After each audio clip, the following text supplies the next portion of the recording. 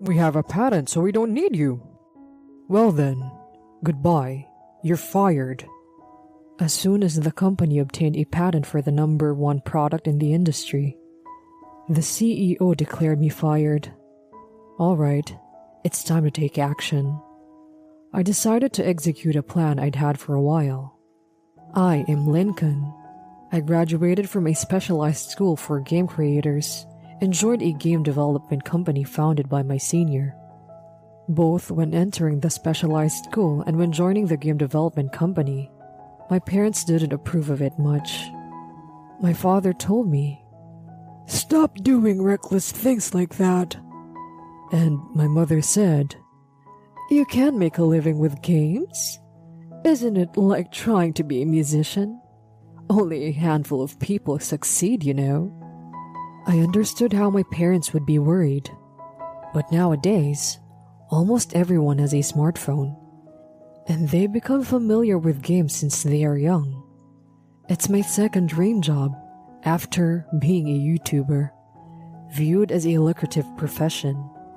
Many young people have been launching their own companies, hoping to strike it rich. Cooper, who is the CEO of my company, was also one of those people. Cooper passionately spoke to us saying, "We, the elite specialists, will revolutionize the gaming industry. If it goes well, we could be rich." His words inspired me, and I was determined to give it my all. I joined Cooper's company like this, but the reality wasn't as sweet as I imagined. Although it may seem obvious, to achieve remarkable results, there are many tasks that need to be done diligently. Creating a game from scratch required complex process. We have planners, scenario writers, sound engineers, illustrators, and CG designers who design the characters, and programmers like me. We collaborate and work together repeatedly to bring the game to life, but I end up being assigned all the trivial and troublesome tasks. I want to create a great game. It was fine while I was burning with determination, but I reached my limit and decided to appeal to CEO Cooper. "Sir, I need a break. It's been tough working overnight all the time. Could we hire more programmers or distribute the workload among other employees?" Cooper glanced at me and pointed to my desk with his chin. "What's wrong? Your desk is disgusting. Is this your way of seeking sympathy?" There were a bunch of energy drinks and black coffee cups on my desk. "Everyone is working hard on their own tasks. You don't get to complain all the time. Now is the time to push through." Just as I think CEO Cooper is shouting at me, he suddenly softens his voice. "The reason I say this is because I expect a lot from you, Lincoln. I may come across as strict, but it's just because I want to help you become more successful. I will make you endure this now, but once we create a big hit game, I'll let you rest as much as you want and give you abundant bonuses. So trust me on this." I let out a sigh. Some of my colleagues had expressed concern for me, saying, "Sir, aren't you being a little too harsh towards Lincoln?" But Cooper dismissed it casually, saying, "Everything is fine. Lincoln is my junior, and pushing him will bring out good ideas. Besides, Lincoln is a potential future vice president, so don't worry." He had brushed them off lightly with a confident tone, leaving those around him vaguely convinced. "Well, I guess there's nothing to be done then," they said, and didn't stick up for me anymore. I have no choice if people have high expectations for me. Demanding job with low pay, and the turnover rate is high. But I guess I need to persevere. I was so foolish back then. But as CEO Cooper had said, there are times when I come up with great ideas when I am under great pressure at work. It was also the case when I came up with a game idea that became the number one product in the industry. When I was stuck on another task, inspiration struck suddenly. It was a brilliant idea that seemed exciting, and I had faith that it had potential. When CEO Cooper heard my idea, he said, "This will definitely sell. We'll put all our effort into it." He became excited and even commissioned a popular illustrator, whom we normally wouldn't be able to afford, to design the characters. I was thrilled that my idea was coming to life, and I continued to work, staying at work night after night. One day, a second miracle came up with the programming, when I came up with an incredible idea. When I reported it to CEO Cooper, "You are seriously amazing. Are you a genius or what? Well done." He praised me, and the other employees also praised me, saying, Lincoln, you're amazing. I want to see what's going on inside your head. Cooper decided to patent this programming method. Months later, we released the game we had created. "Look, it's at the top of the industry," CEO Cooper exclaimed loudly, waving his smartphone in the air. To our surprise, immediately after the release, our game surpassed the major competitors and became the top-selling game. Calling it the industry's top game is an exaggeration, I muttered quietly while scratching my nose. The truth was that several factors contributed to this outcome, such as the timing of the major companies' release being separate, a significant budget spent on marketing, and the support of a famous pro gamer who shared about our game on social media.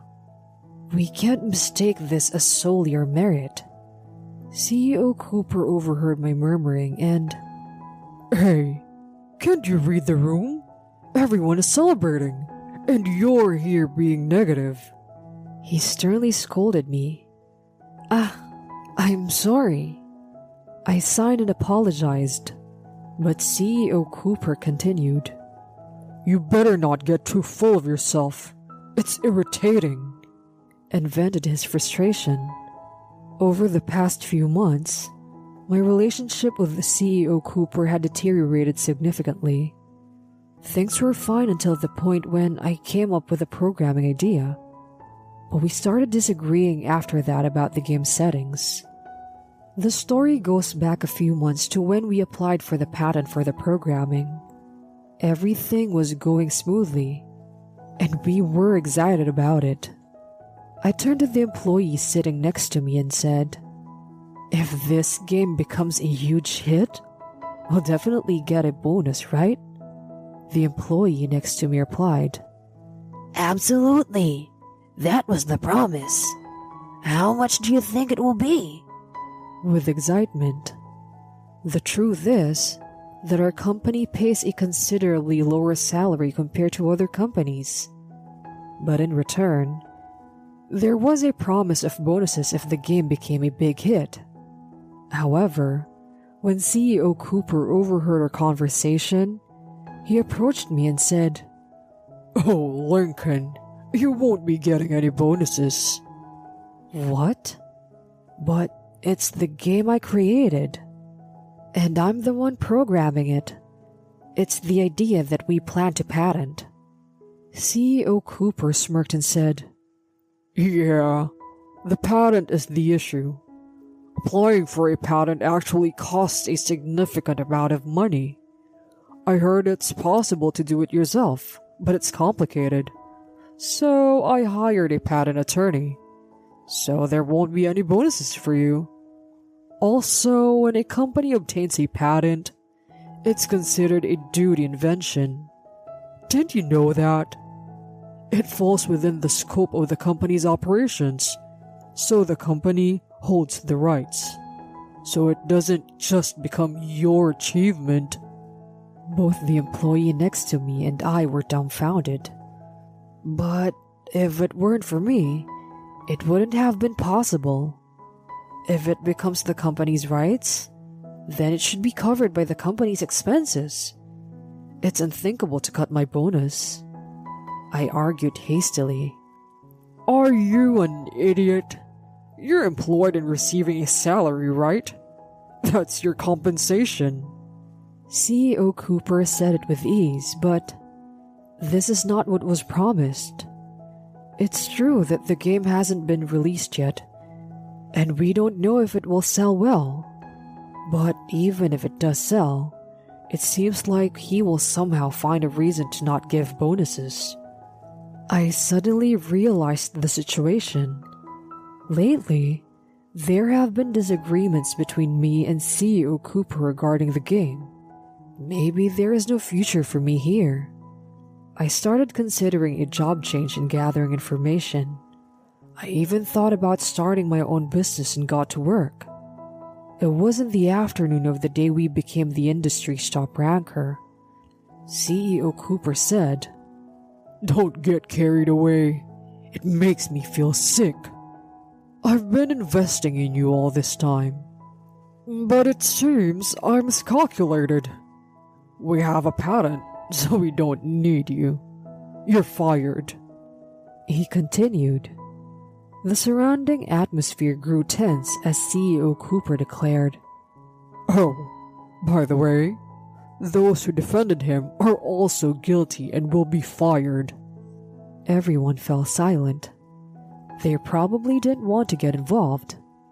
In the past few days, CEO Cooper had been venting his nervousness and frustration about the upcoming game on me, trying to relieve himself. Even then, "If it doesn't sell, you better take responsibility," he had hinted. But being told I'm fired as soon as it sells infuriated me. I calmly respond, "An employer can't simply fire an employee like that, can they? Exploiting me all this time? And now you don't want to fulfill your promise of bonuses. Isn't that unfair?"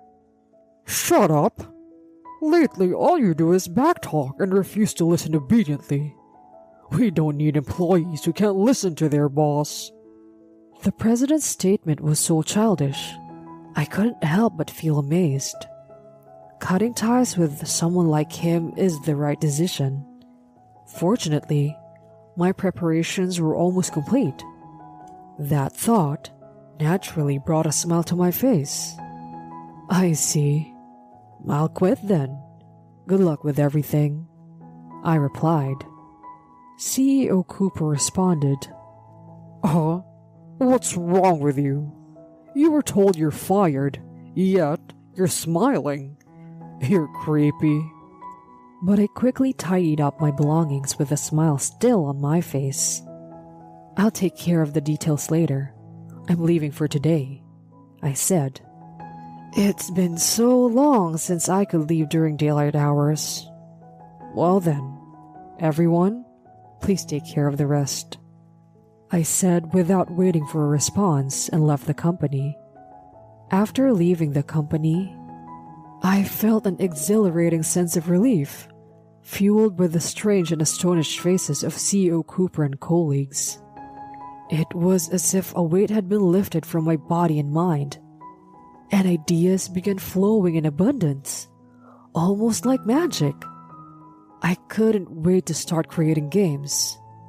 Strike while the iron is hot, I thought. The people I had met at the Game Creators Meetup encouraged me to reach out to them if I decided to start my own business. With their support, I made the decision to embark on the entrepreneurial path. Surprisingly, the process of resigning from my previous job was relatively easy. I spent my days preparing for the new venture while keeping an eye on the rankings. The game that had briefly held the top spot in the industry quickly faded away, disappearing from the rankings in no time. The truth was that the game had a major flaw. CEO Cooper believed that it would sell as long as the illustrations were good. But that is far from the reality.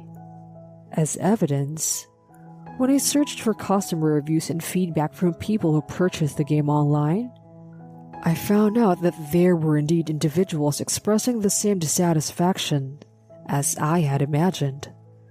Just as I suspected. Seeing that, I gained confidence. This time, I will create something that truly satisfies. An upgraded version of that product. Since the company obtained the patent, I can't use the same program. However, I have come up with an even better method, which is now swirling in my mind. I feel like I can create a game that is much more amazing than the previous one.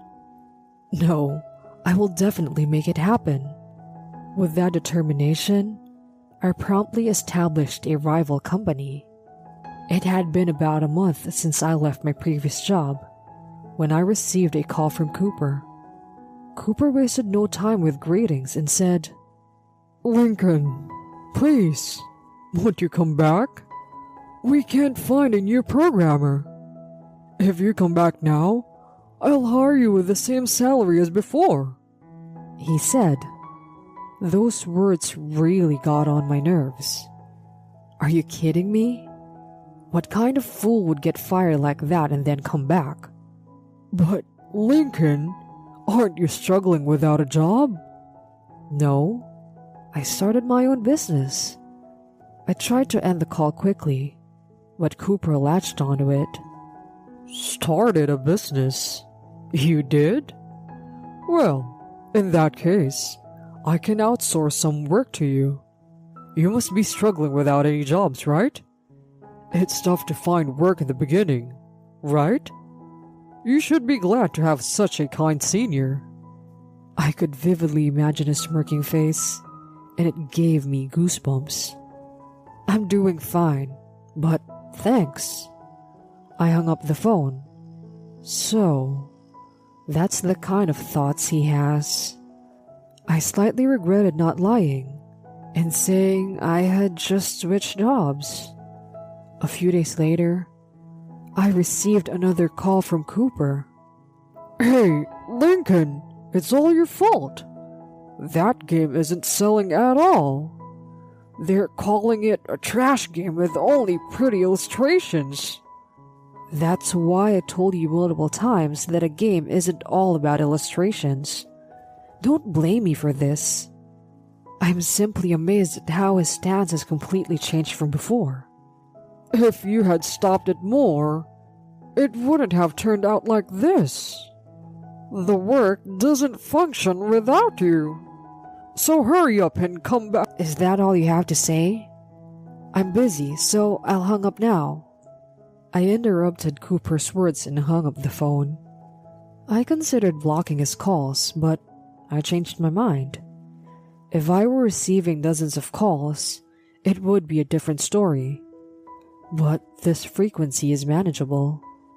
Besides, why not release a new game and see Cooper's reaction? A few months later, we created a new mobile game.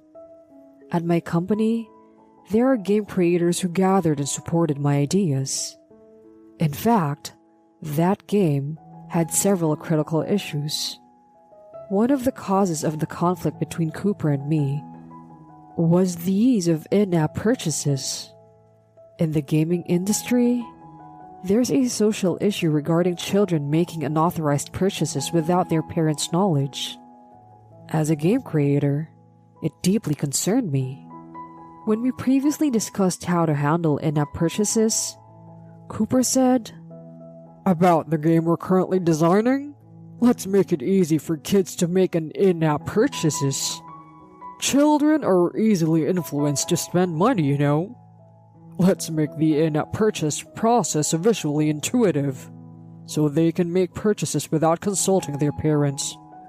We'll make it so that they can't obtain good weapons unless they make purchases, and make them addicted to the game." Are you kidding me? I was completely taken aback by Cooper's suggestion. I couldn't set it up like that on purpose. It'll cause trouble. I argued against it, but Cooper wouldn't back down. In the end, I couldn't go against the CEO's wishes. and the game ended up being one where you couldn't enjoy it without making in-app purchases. On the other hand, the game I created this time has a system that makes it difficult for children to make in-app purchases. The game itself has received positive reviews for being entertaining, and it achieved the top ranking. The game has since stayed in the rankings, and our first game seems to be becoming a long-term seller. A few days later, I received a phone call from Cooper. I answered the phone, thinking to myself, I've been waiting for this. So, your company made that game? Yes, that's right. It's a fun game, isn't it? As I bragged, Cooper shouted, You stole our patented technology. That's why it's selling, right? Pay us royalties or hand over the rights to the game. That's not true at all. You know, people can improve with effort, right? I simply came up with a better idea compared to when I thought of that program. If you play the game, you'll understand. It's completely different. We can go to court if necessary, I said confidently. No way. Could it be? Cooper hesitated, seemingly taken aback. I beg you, Lincoln. Come back to our company. We need you. Since you left, we've been struggling without a contact person or coordinator. There's no employee who can come up with as many good ideas and do anything like you can. Cooper begged me. How can you be so shameless? And there's no employee who can be as cheaply hired as me, huh? Of course, I refuse. I'm now the president of my own company. I won't sell myself cheap. I beg you to reconsider. Without waiting for a response, I hung up the phone. I don't need to hear any more from this man. This time, I blocked his number and said goodbye to Cooper forever. Later on, that infamous game has become irregular in the worst rankings as a pay-to-play garbage game. I could see that coming. Consumers aren't fools after all. At a game creators networking event, I heard rumors about Cooper's company. It seems that, after I left, people started quitting one after another, and bankruptcy was inevitable. He deserved it, all right. Meanwhile, my company is steadily expanding its market share and securing stable work. We are currently planning to release a new game in the winter. My parents are delighted by my success and proudly boast about it to the neighbors. I actually find it gratifying that my parents have had a change of heart. I'm glad I could put their minds at ease. Moving forward, I want to continue creating enjoyable and exciting games, while also building a company where employees can take pride and have long-lasting careers.